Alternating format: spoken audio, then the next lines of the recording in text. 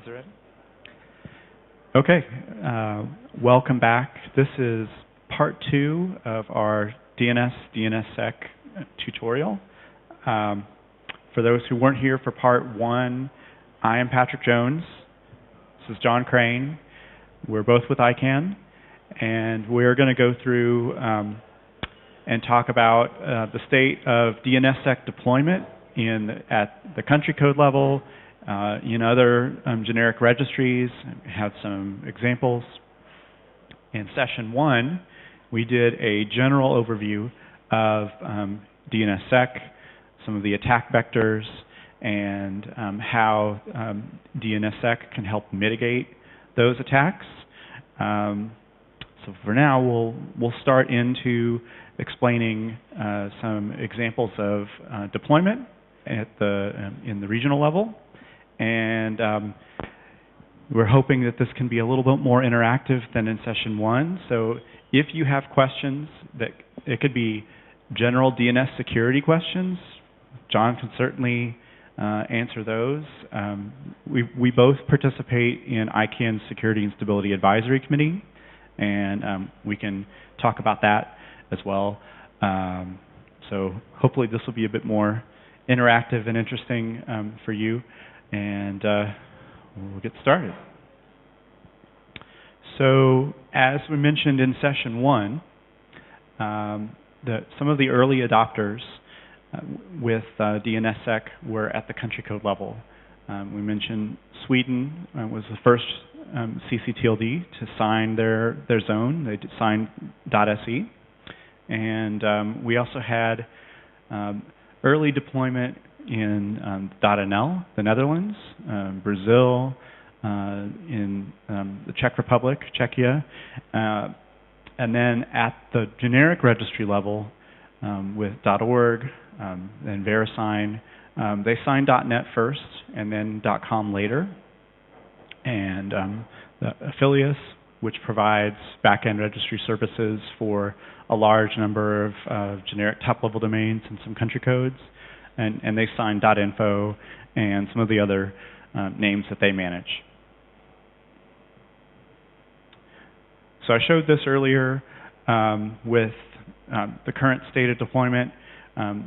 So as of a couple days ago this week, I didn't check this morning, but we have 1,544 TLDs in the root, and 1,407 of those are signed, which is that's really quite a good number from it being only 8 years since the root zone was signed.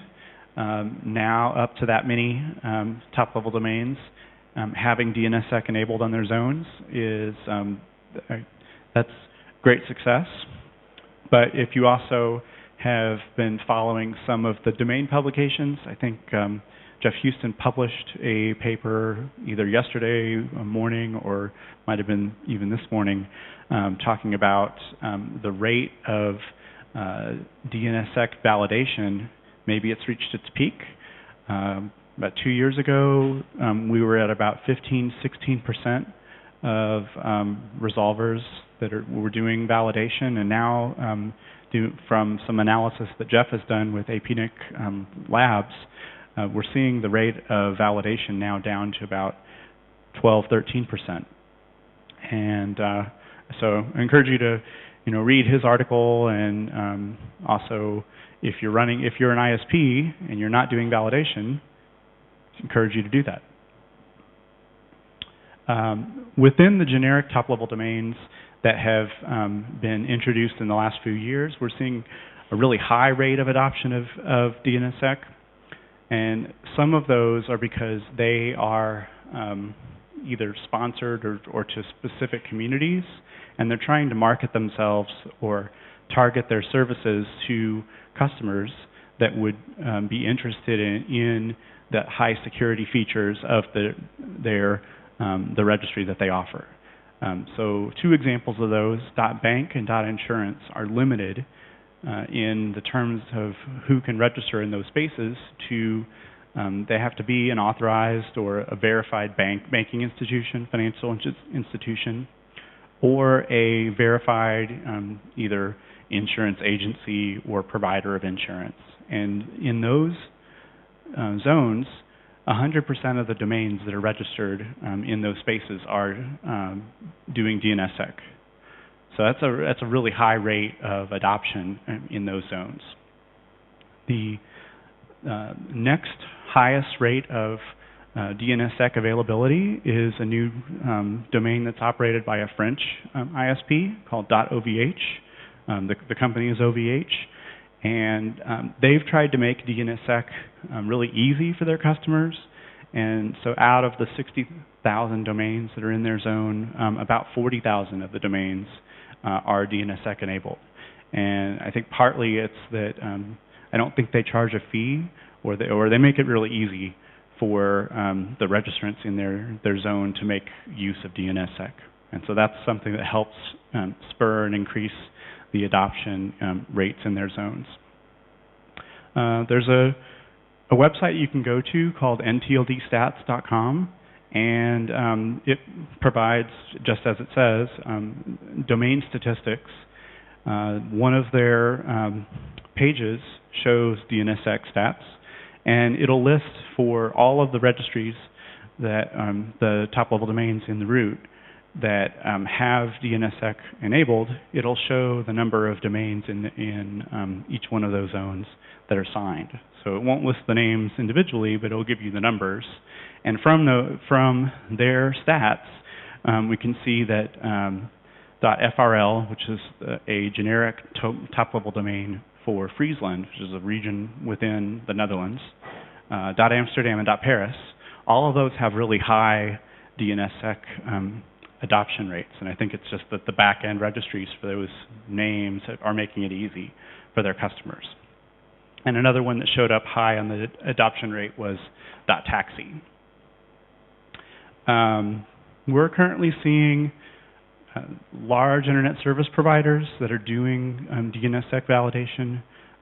So Claro in Brazil, Telia Networks in Sweden, and Comcast in the US, I think 2 or 3 years ago, started doing validation. And Comcast is 25 million customers. And now all of those customers, whether they're following a domain or trying to do lookups on a domain that's DNS Sec enabled, all of their traffic within the Comcast network is on resolvers that are doing validation.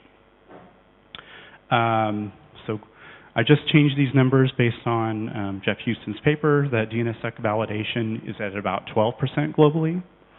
And some other recent efforts include we as an ICANN in the community migrated the zone signing key to 2048-bit RSA. I don't know, John, you want to talk about it? Okay. We're currently working on a community effort to do a key roll, change our key signing process from the key that was generated in 2010 to the new key that was generated in 2017. I have a set of slides that we'll talk to give the current state of the root zone KSK rollover process. So we'll get to that in a little bit. We like good graphics and maps, and so this is a map that is part of our ICANN DNS statistics that we publish. And green means good. Green shows the countries that have implemented DNS Sec. And this is current as of this week. So it does include the recent adoption in Bhutan, as well as by Italy and Guinea-Bissau in Italy, in Africa.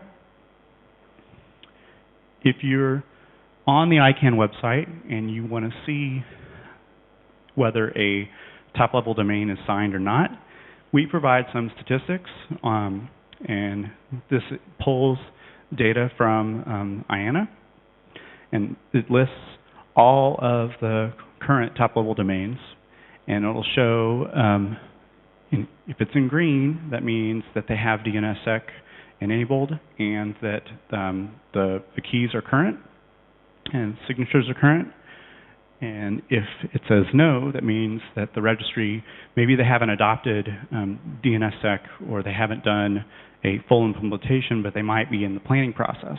So on this page, it shows NP is not currently signed, but I believe that there's quite a bit of training that's been happening in the region, and that it's one of those areas that the Nepal registry is considering at some point to signing the zone. So at this stage, we at ICANN and our community partners are trying to encourage ISPs, banks, government top-level government domains, and government services that if you want to make those services more secure, that you should implement DNSSEC. We've given a number of talks around various regions, trying to either explain how you can do it yourself or follow other tutorials and practices to encourage the major businesses and entities that use your country code or your registry to do DNSSEC. And as we mentioned in session 1, that this adds to the overall level of security and trust in the internet. So here we have some examples with Sweden. They were the first registry to adopt. They worked with their local ISPs to really encourage people to adopt this in practice. I think that their registry was one of the first to provide price incentives.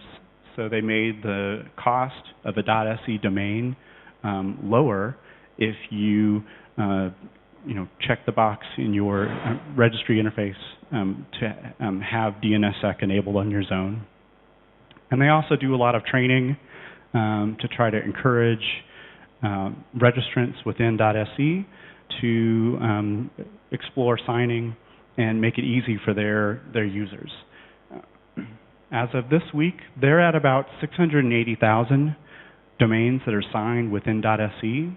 And so out of 1.4 million registrations, that's a pretty good figure for the number of domains that are signed in their zone. The next example we have is from the Netherlands, and close to 50% of the domains that are in the Netherlands are signed.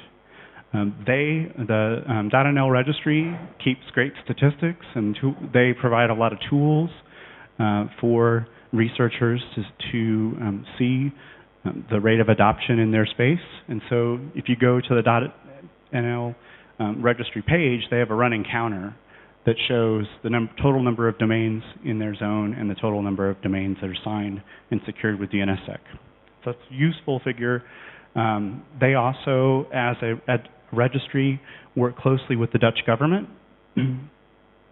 The SIDN, which runs .nl, has created a DNS security fund, and the Dutch government has provided a significant amount of seed funding for an internet hardening fund. They also offer grants for researchers on how you can take DNSSEC and come up with new tools and advancements and try to release open source software of different implementations of this protocol and make it more widely used and adopted.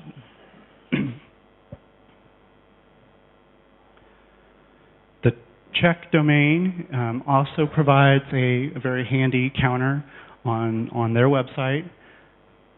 As of this week, they're at 685,000 domains in their zone that are signed. And again, these are similar figures to Sweden, but I mean, it's actually helpful to see that's a large rate of adoption. And again, these were countries that are leaders or early adopters with DNSSEC. They signed their zones before the root zone was signed, so they've had about a decade of experience of putting this into practice. But like the Dutch registry, the Czech registry is also helping to fund a lot of research They've created some tools. I think, is it Zone Master that they publish? Yeah. So they also, the Czech registry created a plugin for a browser, so that if you use this browser plugin and you go to a domain that is DNS Sec enabled, it'll show a green key in the URL window. And so that gives you some, as a user, a bit more, at least awareness and confidence that the domain that you're trying to reach is been secured with DNS Sec. They also attend ICANN meetings and provide their own experiences through talks at our DNS Sec workshop and at Tech Day, and that's helpful information sharing with the community. Yeah, the Czechs also have written their own Rollover software. So if you think Rollover software equals bind, then there's also Unbound and Not, and the Czechs pay for those. They've also built a really cool home wireless router that's reasonably cheap and gets automatic security updates, etc. That's very good. And if you're interested in knowing what the CZ folks are doing, I know Andre, the CEO's around because I just bumped into him outside. So happy to introduce you to him if you're interested in all the cool work they're doing.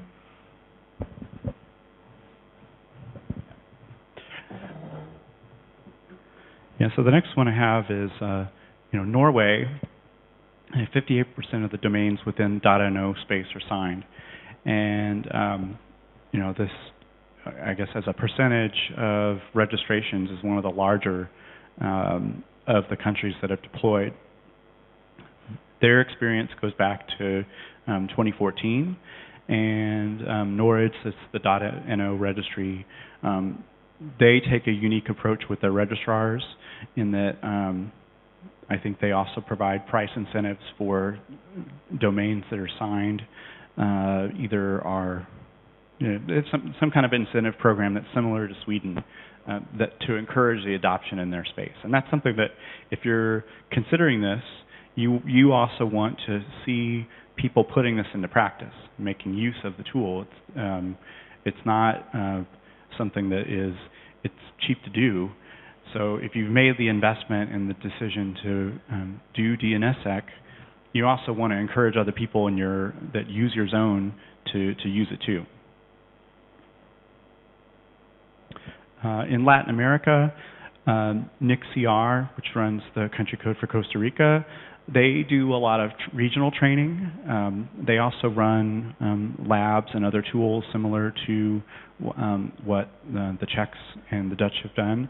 And I know, we from ICANN have gone to training that they've done for other ccTLDs in their region, in that Costa Rica's hosted, I think, Honduras and Guyana and El Salvador and some of the other smaller operators that are around them, and it helped them. And they've taken the approach that they want to help the other countries in their region follow best practices and not look to experts from outside the region to help increase adoption. So within the United States, a few years ago, the U.S. government tried to encourage the government agencies to sign their zone. So first.gov was signed, and then a number of U.S. government agencies mandated that their names use DNS Sec. So I think Department of Energy might be one, Department of Commerce, some of the other government domains are using DNS Sec. The major ISP adoption has been growing, although it is slow. Google DNS now supports DNS Sec Validation, and as they've provided some statistics that this improves the service on their for the users of their DNS Sec. There's the 8.8.8 service that they provide. When they launched this, that was over 130 million DNS queries per day. I think it's old statistics for them, but it's a significant number of users that make use of their service now get the benefit of DNS Sec. And in Latin America, another early adopter is NICBR for Brazil. They also provide a very useful statistics page that anyone can go to. I think the stats are in both Portuguese and English. And out of nearly 4 million domains in .br, they have 1 million domains signed. So that's really quite good. Now in this region, this map comes from the Internet Society's Deploy 360 site. Their statistics are a little bit dated. This is the most recent map that they have. It's from August of 2017. So it doesn't show the deployment by Bhutan. That's missing from this map. But this does provide some insight into the countries that are experimenting with DNS Sec. So in Iran and Iraq, as well as I believe Indonesia, I think Philippines is beginning to consider DNS Sec. And so we're seeing really quite good adoption in this region. And the Apricot events have been really quite good in sharing of information and experiences between the operators and encouraging adoption and experimentation. And I think that there's usually a DNS Sec workshop at these events or the other regional NOGs. And so that's quite a lot of training. Our good friends and partners at NSRC do regional training on DNS Sec.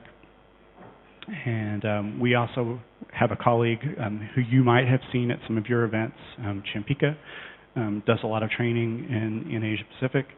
And so from that, I think we're seeing the results by the operators that are implementing.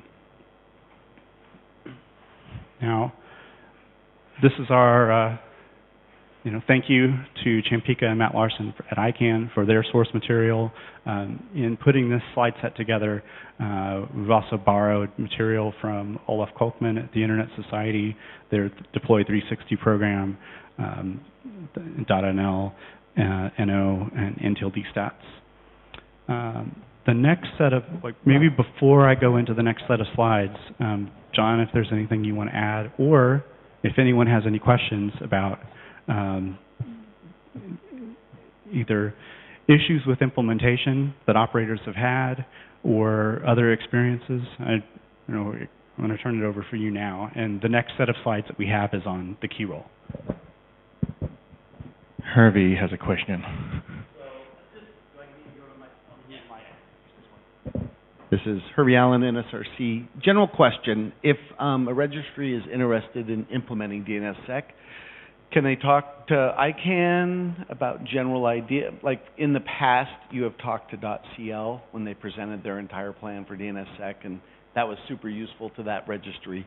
So I'm just wondering if that's something that people can do.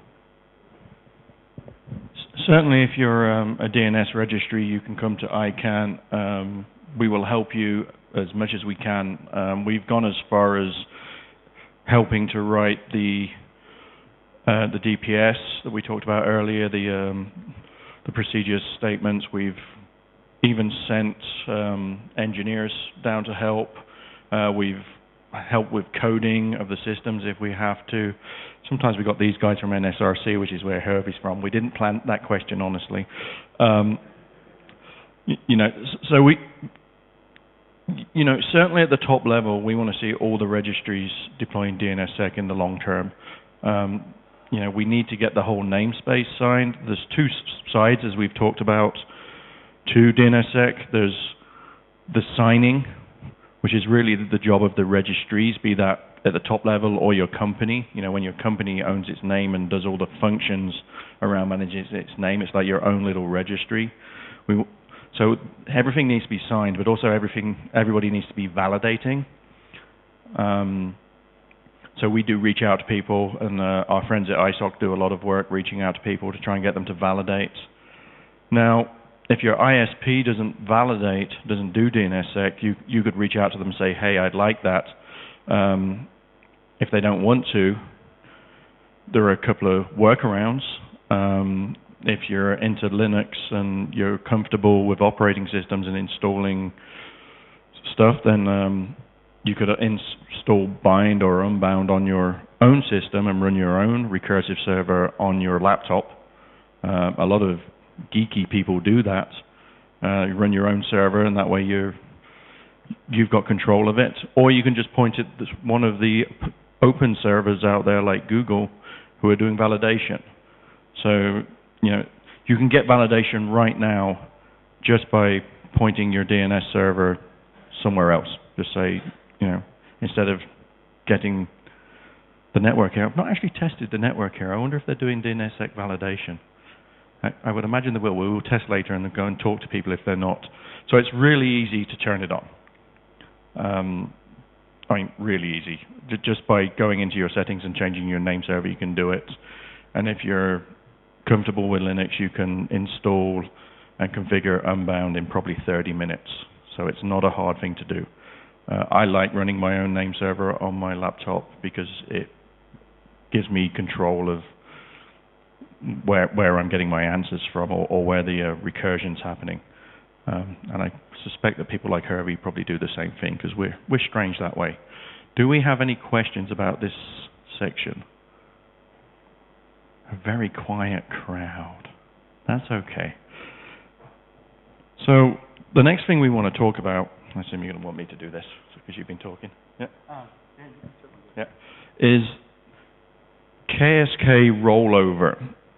So we talked earlier about the need to change the keys on a regular basis and have process for that. Now, because at the root, the very top of the DNS, we don't have a parent that we can send those DS records to, we have a bit of a dilemma. It's a little bit harder. Everything at the root is just a little bit harder because we are the trust anchor. So we are in the process of performing a root zone DNSSEC rollover. We intend to roll the keys. So it's the KSK that we talked about, the key signing key. That's the one that we sign the zone signing keys for. The zone signing keys then sign the zone. So the key signing key is only used for signing the zone signing keys. And then those are the keys that get used on a daily basis for the stuff that's seen out in the public. It's part of the key pair, as we said.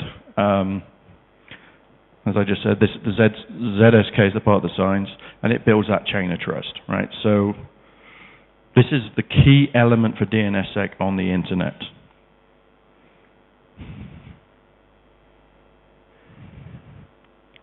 So, as I said, it needs to be changed.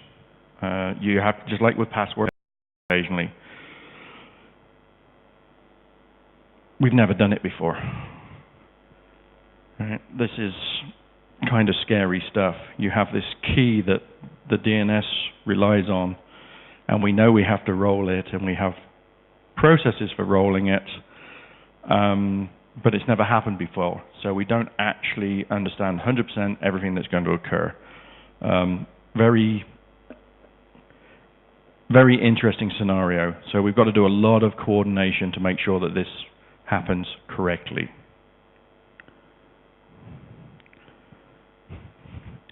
So we went through a lot of this, but you need that trust anchor if you're going to do DNSSEC. The public keys should not live forever, just like passwords. You need to roll them. They should probably be done periodically on a regular period. When we first signed the root zone, there was talk about maybe doing it in 5 years. We missed that mark. We're now further down the road. And when we do a change, we need you as the operator of your recursives to fetch the new key. We need to know that you're getting the key that we're going to roll to. All right, we're going to change the key, and we need to know that you have the new key. And guess what? There's no real way of us knowing. So it's really hard to measure. So we started the process of getting ready to roll the key a couple of years ago. I think we signed it when? 2010. Okay, a long time ago. So just provide a little bit of explanation of why we needed to roll the key within 5 years. So it's not just any arbitrary number that we chose. It's that the shelf life or the battery life of the hardware security modules was supposed to be 5 years. And we're now 8 years in. We started, it was 7 years before we introduced new hardware security modules, so those have now been changed out. And in the last key ceremony in, I think it was in Los Angeles just a month ago, they did a destruction of the original hardware security modules that were used. But at any point during that, year 6, year 7, if the batteries didn't turn on when we fired up the HSMs that have been locked in the safe, they only get used a few times a year. They get taken out of the safe, turned on. If the batteries had failed on those HSMs, that would have been a problem. So that's why we've partly. Yeah. Plus the 5 year was kind of written into the DPS, and we didn't do it. So we've been working on this for years, planning, designing to try and make sure this goes as smoothly as possible. So, I went straight past it. 11th of July 2017, we basically made the new key and published it. That means that people could start downloading a new key ready for the rollover. And what we said is that on the 10th of August 2017, we will roll. And we were going to monitor for any changes, and if everything looked good, we were going to continue, and if the world ended, we were going to try and roll back, which we'd also never tested. So a pretty scary scenario. We didn't do that. We started getting data about who was downloading the key. There was a change to the protocol that actually allowed us to see who has the new key. So if you were running the latest versions of Bind or not, or any of the other recursive resolvers, they would actually send a signal saying which version of the key they were using. So this was some new insight.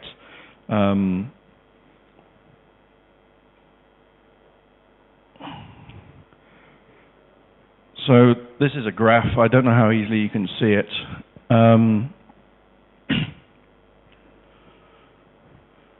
So we have a very small number of actually machines that were telling us which key they want. So the red key, the red line is the 2010 key, and the green line is somebody who has both, and the blue line is somebody who's only using the new key. So there's nobody there just using the new key. That's as it should be. So you expect everybody to move over to the new key. But when we actually started getting data, and we got this data from our friends at VeriSign, we found out that there's this whole bunch of people here, and it doesn't look like much, it's like 5% or something, who don't have the new key yet. And we're like, oops, 5% of the DNS resolvers that we can measure are not ready for the rollover. And we probably got this data about a week or so before the key roll. So we had everybody ready for this big day in the internet. We were going to roll the key, and we went, oops, 5% of the servers that we could see didn't have this hands. Is there any insight about how many people are using it? Sorry. Hans Kuhn, Network Startup Resource Center. Is there any insight into how many people are running and enforcing policy on their resolvers? Not much.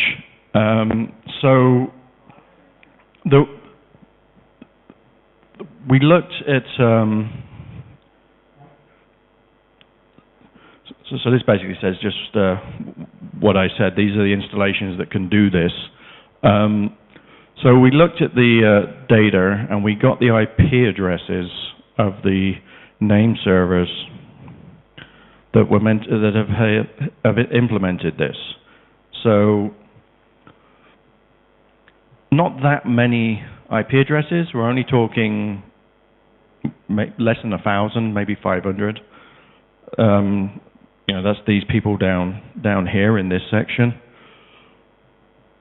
So we paid somebody to go look at those IP addresses and to try and figure out what was going on. So they're signaling, right? They are telling us that they have a particular version, which means they've got new software, right? They're running modern software, so we know that in theory they know what they're doing. So what we did is we went to 3 of the root servers, 4 actually, because we got F as well, we added those, and took the query streams, figured out the IP addresses of who was actually asking these questions with these, we only have the one.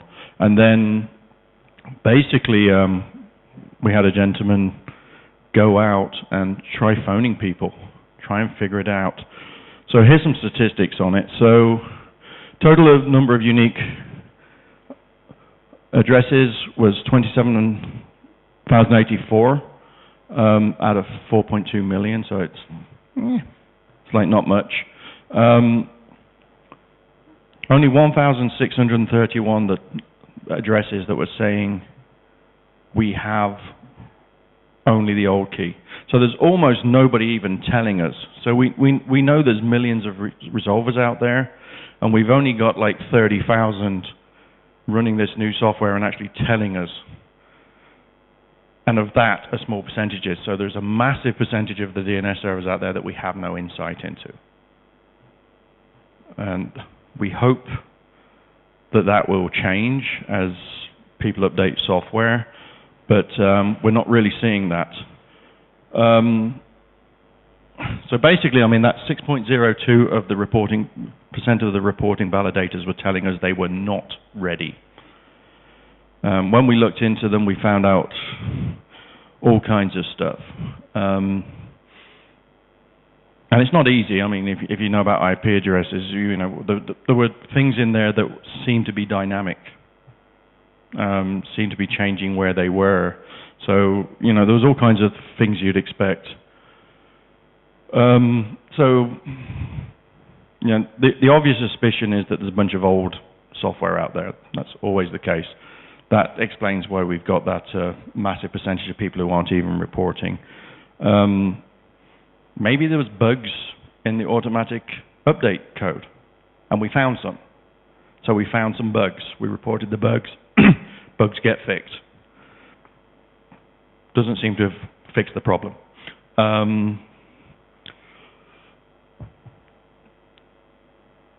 When you reached out to people, some of them didn't even know they were running DNS Sec.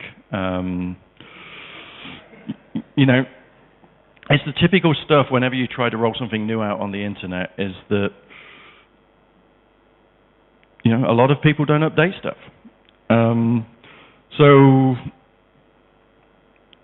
Operator errors. We're still analyzing it. We're still trying to figure it out. We don't know how large these name servers are. I mean, obviously, some of them we've been able to contact, and if you can even find the person, you can get an idea about how many users they have. But we don't really have an idea about what user base this means. Right? Remember, we've got a small percentage of a small percentage of the DNS. But basically, what we did is we cancelled.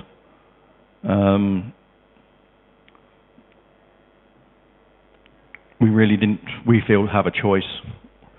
We had the situation where you have a rollover date where if you don't roll over, things keep working because nobody's only got the new key. And if you do roll over, for some unknown percentage of users, things will stop working. And we didn't want to do that without more insight. It was an interesting week. So we've looked at it. We've done as much study as we think we can. We think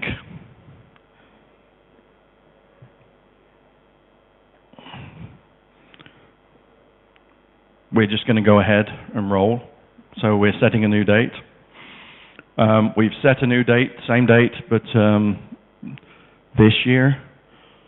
And we've put out a call for comments to the community and said, tell us, what do you think? Do you have an idea what's causing this? Should we or should we not roll? Because our intention is to roll. We think it's a small percentage of a small percentage. That's going to be interesting. So I think we've had like 2 comments come in. Yeah, so I haven't looked to see the current number, but this document is out right now, so it's out for public comment until April 1st.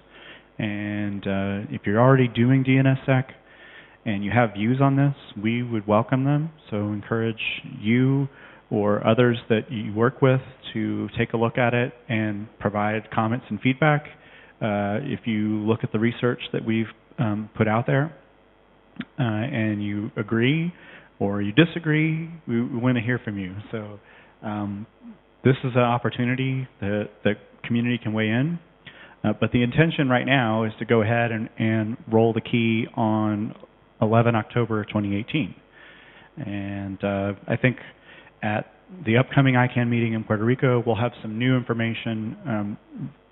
This set of information was based on, as John said, research from VeriSign, but the slides were put together by Roy Ahrens from our Octo research team. And I believe Roy will be in Puerto Rico, or someone from the Octo research team will be in Puerto Rico providing an update of the latest data that they have from the analysis of the last few months. And probably there'll be even more information presented at either IETF or another event between now and before, as we get closer to the October date, there'll be more information. So again, comment through the comment period, follow our updates at the next few ICANN meetings.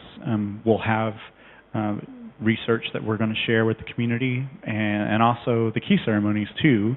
I think we'll have a West Coast ceremony coming up and then an East Coast ceremony all in advance of the key roll.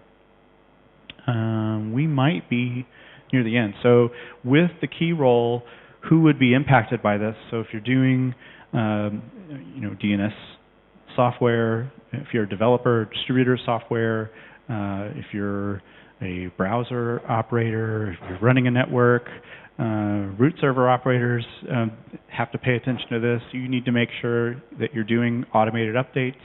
If you're not doing the automated updates, you need to check your configurations. ICANN has published some tools. We have a testbed that you can, there's a link in our slide set where you can go and check your own networks and see if you're doing DNSSEC, which version of the key you're recognizing and how you can check to do the proper updates. You should take this opportunity now before October happens to be prepared and ready for this.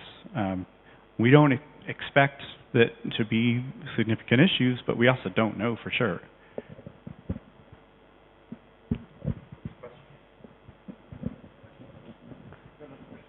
Go back to slide. Actually, Hans Kuhn, Network Startup Resource Center again. I noticed this slide that says who will be impacted is missing what I think is probably a pretty important constituency, which is content providers. If 10% of the Internet's users, which you've listed, the end users, drop off, I'm going to see a significant number of fewer eyeballs at my website. And I suspect that they'd care a lot about that. You're saying you think people would get upset? Yeah. So, yeah, I mean, so it's not 10% of users we think, right? We think it's a very small percentage of the users, but with all of our investigations, we've not been able to guarantee that, right? So we know 8.8.8.8 isn't one of them, right? So we can check the really big ones and make sure they're okay, but we really need everybody to sort of talk to their ISP or check with their ISP to make sure it's working. And doing this kind of outreach is extremely hard to get it out to all the end users. We're actually expecting that probably nothing bad's going to happen. There might be a few people who go, oops, we need to update our software. And that's about all we're expecting. But we don't 100% know. So that's going to be a very interesting discussion in the ICANN realm for the next 6 months or so as we move up to the rollover. Now, some people were very upset that we didn't roll last year. There are people that sit on the one edge and say, well, you guys should have just rolled, and these people didn't install their software properly, and therefore, it's their own fault. You can't really do that to end users, right? They don't install their software. They've got ISPs, etc. And there are probably going to be other people who say, don't take the risk. We don't know. So far, people are telling us, go ahead, take the risk. It's going to be interesting, or completely not on the day. So watch this space, but please do go and check.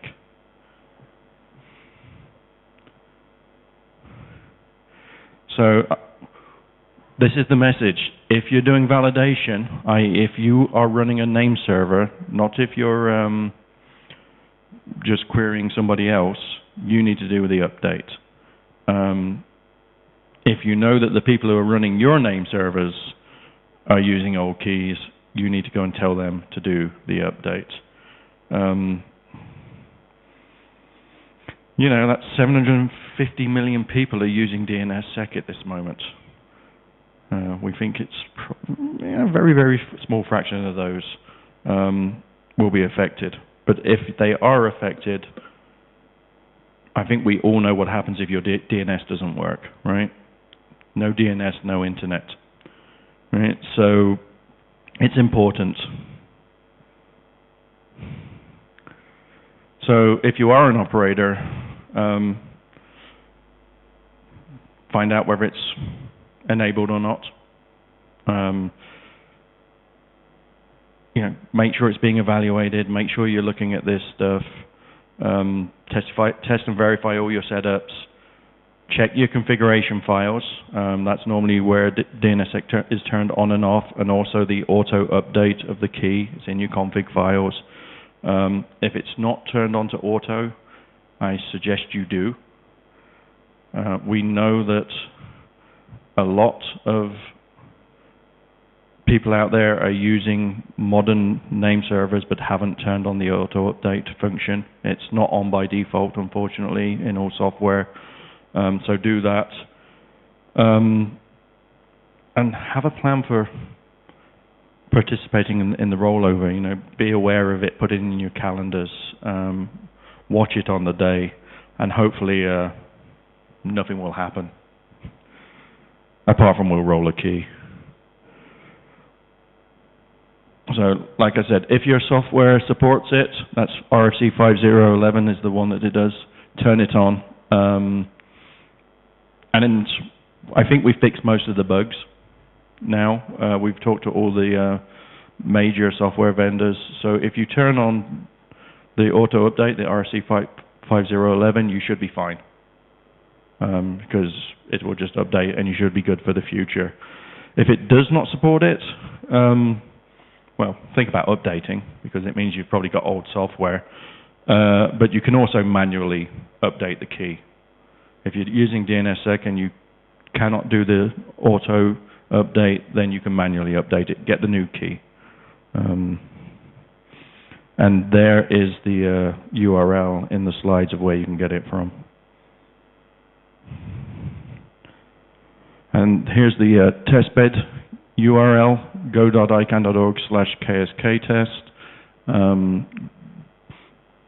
Go test that, see if that's if you actually are validating or not, and which key you've got. There are a few others out there. I think the Czechs have one and a few others, but this is ours.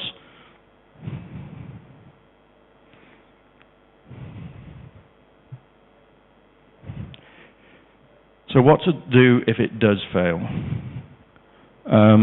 If you're an ISP, your number one goal is probably going to be to stop all the questions from your users. All right? If you suddenly start getting, if your phones are hot because everybody's suddenly not getting DNS, then you probably just want to turn off DNS Sec for now. That's okay. If you don't know how to fix it, turn it off for now. Debug, and if the anchor is the problem, update, and then you can turn it back on again, and you should be fine. Certainly, if you've done the auto install, and make sure you test it. Don't just turn it on, turn it all back on, and walk away. Keep an eye on it. Hopefully, none of you will have this issue. Hopefully, it will all be smooth, and we'll all have been worrying for no good reason. The good news is that we've been quite public about saying that if it does go wrong, it's all our CTO's fault, David Conrad, and he should take all the blame. And if anybody has to go to prison, better him than me. What? Who's to blame? Yeah. So here's some just some URLs where you can actually get information. There's a hashtag key roll if you like using Twitter. If you want to go to any of the events, there's the calendars for them. And if you just want to email, if you're old-fashioned like me and use email instead of Twitter for communicating, there's actually just a global support at ICANN, and just put KSK rollover in the key line and they'll prioritize it and talk to you about it. Otherwise, you can also just send emails to Patrick and myself. So I think we're actually through the slides pretty quickly. Any questions? Anybody worried? I've got two microphones, I think. I guess my only comment is, even if it's a very small percent, right? If it's 1 million users, you know what the press will do, right? So it makes, I guess it would make me nervous, but I guess I can understand the reasoning why it needs to happen too. Do we not look nervous? Yes, it's even a small percent. I can't remember how many users there were at the moment, but it wasn't millions, it was billions, right? Yeah, 750 million DNS Sec, right? So if we lose 1 million of those, or a couple of million, it's going to hit the press. We're ready for that.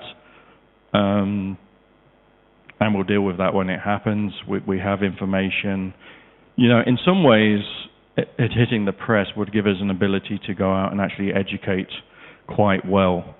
The alternative is to stick with an old key, and we don't want to stick with the old key. Now, we're looking at how DNSSEC works. We're looking at the moment, it's just 2 keys, the old and the new. There's been discussion about whether or not it should be done slightly differently, whether there should be multiple keys. At some point, we're going to have to change the algorithms. I mean, we're SHA-256 at the moment, but, is that going to be adequate in 10 years' time? We don't know. So we have to be able to roll the key. There is no question of that. The question is now the time? And then you have to weigh off the fact that it's only 750 million users using DNSSEC versus all of them. So now is the time. Hans is going to disagree with me. The NSRC show. Hi, Hans again.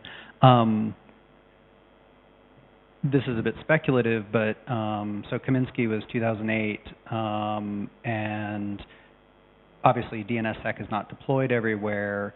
Do you guys have a good sense as to what the threat landscape is today for how many people are abusing the fact that DNS Sec is not fully deployed? Like we're spending a lot of energy on something, and clearly this comes with a lot of risks, deploying this new protocol to address this vulnerability. And I think it's important, but I'm curious as to what's the other side of that, which is, are there people experiencing substantial harm by not having DNS Sec? I mean, I think that's one of the things that I have a lot of conversations with my colleagues about, and it's always like, is it worth the protection I get from it versus the fragility that it introduces into my infrastructure?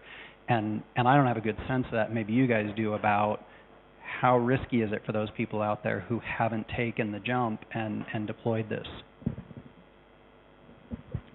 So there are actually opposing views on that, right? So you're quite right that DNSSEC does add some fragility to the system, right? You've got all of these processes that you have to do. With DNS, without DNSSEC, it was just kind of fire and forget, and people didn't even notice they had troubles. I don't think that's a good situation, by the way. So yes, there are definitely lots of documented cases of people tampering with data. Not necessarily as much cache poisoning as there used to be, but certainly people tampering inside registry systems and taking over and changing names. Now, there's a question of whether or not DNSSEC will help there. So that is a good question, and that's one of the discussions I think that the community's got to have. So around Kaminsky, the community was very clear that we needed to get the root zone signed. I mean, it was very clear.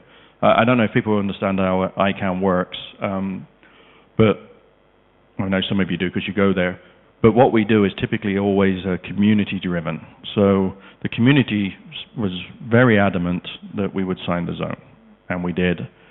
They were also adamant that we're going to roll it, and this is where we're going to be. If there's going to be a change in that stance, that's a discussion we have to have as a community. Now, you know, there is a lot of data out there about compromises and stuff going on. You know, there is discussion about whether Dane will solve some of these problems. You can't do Dane without DNSSEC. You know, so DNSSEC on itself only does that one little piece of authentication we talked about. But some of the additional capabilities that are being enabled by DNSSEC go much further. So I think there will be a discussion about that in these comment periods, about what is, you know, is the value worth the risk? If we could just get more eyes on the data about what these name servers were, we'd be in a much better place. And believe me, we spent quite a bit of money trying to find this out, and we will keep studying. We have some very smart people in our research group that are studying this. Yeah, that's hard, and please put in comments, especially if you know people that are adamant and have data. Data would...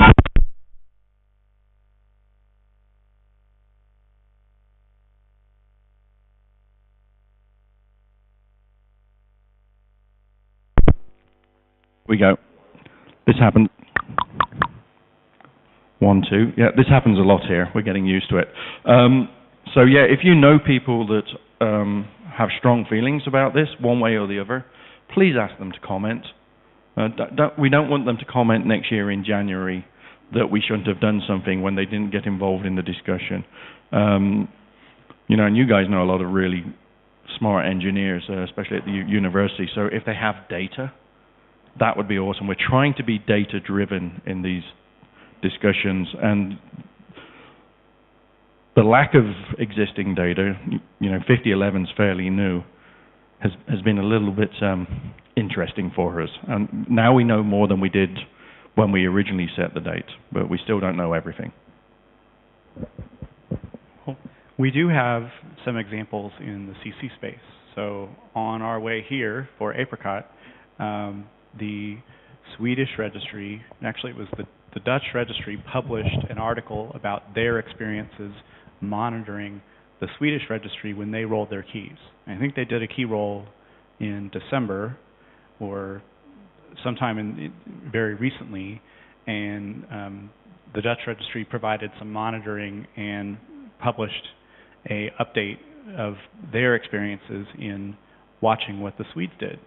And so we're seeing some examples of the CCs that were the early adopters rolling their own keys, and seems to be going forward with without significant issues. And that's the type of thing that gives us comfort to know that when we eventually get around to doing the key roll for the root, that maybe we'll see very similar. I know it's different, but at least it's helpful to see there's at least a few operators that are starting to do their own key rolls, and they're getting the experiences that we can build off of that. Yeah, the issue is not the technology of rolling; it's really the key distribution that's the problem. We've tested everything else in the lab. That all works. It's just, did people get the keys or not?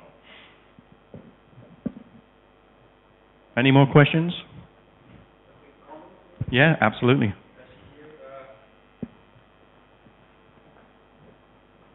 We were looking to sign .bt for a while, but eventually we signed it. Initially, when we were discussing with my former colleagues at Bhutan Telecom,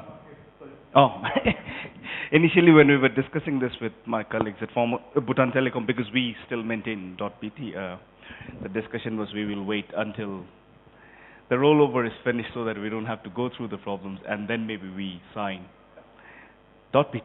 But no, everything was planned. We observed during October, it didn't happen, and we had told folks in the country that we will sign it. So our folks at BT have gone ahead and actually signed .bt now. So I guess just a quick comment on that. Yeah, thank you.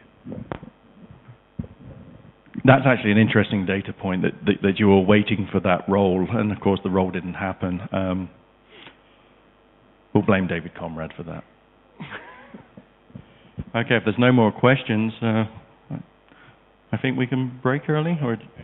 Well, we could either break early, or if you have general questions about DNS security issues, the type of ICANN, the types of attacks that we see, types of issues that happen either within SAC, the Security Stability Advisory Committee, or RSAC, the other communities where technical security issues are discussed. We're happy to answer those questions and talk about those things. I know this was set up as a DNS Sec tutorial, and we've spent our whole time talking about DNS Sec, but there's other DNS issues that we see within ICANN, and so we're happy to take questions about those things too. Yes.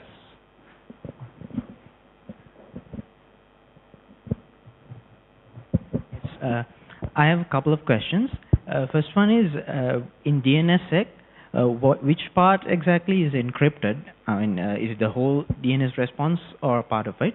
And second question is, purely from an end user's point of view, if I just point to Google DNS 8.8, right, will DNS Sec still work for me regardless of whether my ISP is affected by the rollover or not? Thank you. So I'll answer the second question first, which is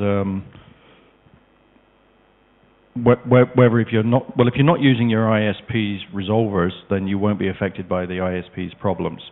If you're using somebody who is using the latest software like Google, then you should be okay. Yes. So DNS Sec is not an encryption technology. So nothing on the wire is encrypted. There are a couple of pieces of encryption in there. For example, when we showed you the zone file and you saw the key algorithm stuff, there's some encryption in there, but on the actual answer and query part of the DNS, it's not encrypted. It's not giving you privacy. It's only giving you authentication. Okay. Anything else? Any other subjects? Yeah, this is an opportunity if you want to. I mean, we have the time. Yeah. I think we still have 30 minutes left of the session. Otherwise, we could end it early and you could start your evening.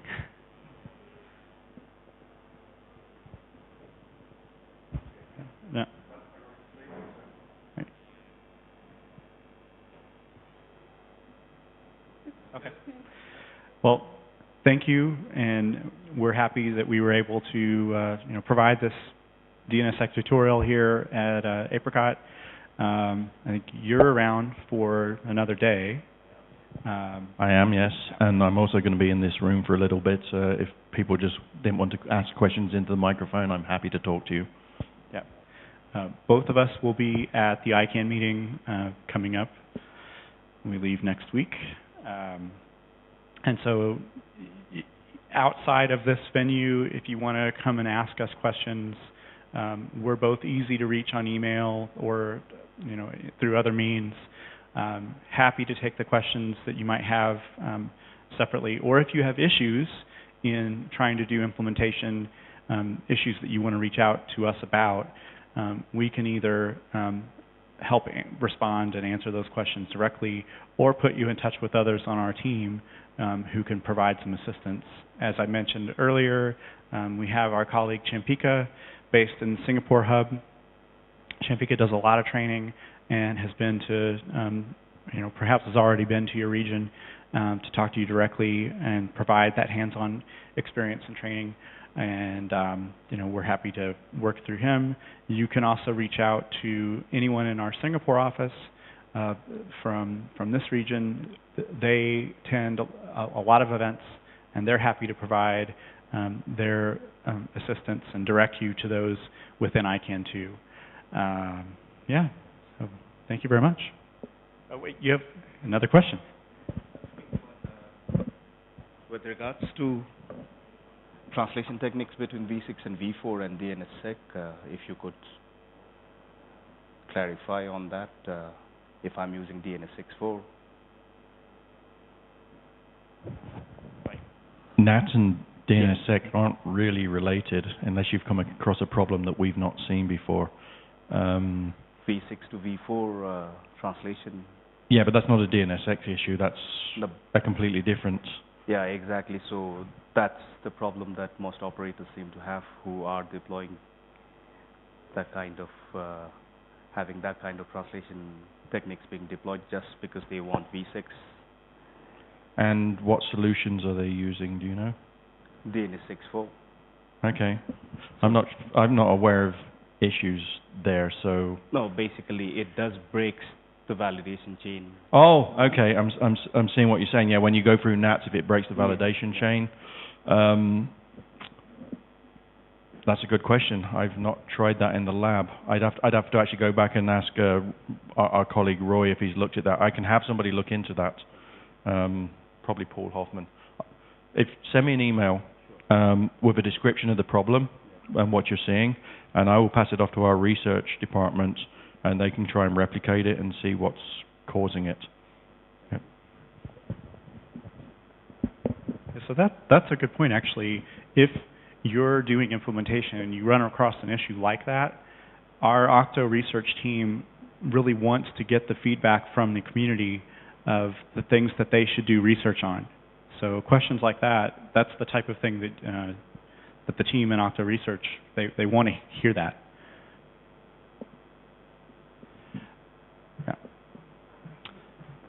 Yeah, and we actually have a gentleman that specializes in middleware and exactly these kind of issues, and DNS in middleware. It does cause problems because not just NAT, but also firewalls sometimes, if they have rules that do 512 byte on UDP and things like that. So we do look into those, and if we can find something specific, if you have a specific problem, then we can probably help you work with a vendor.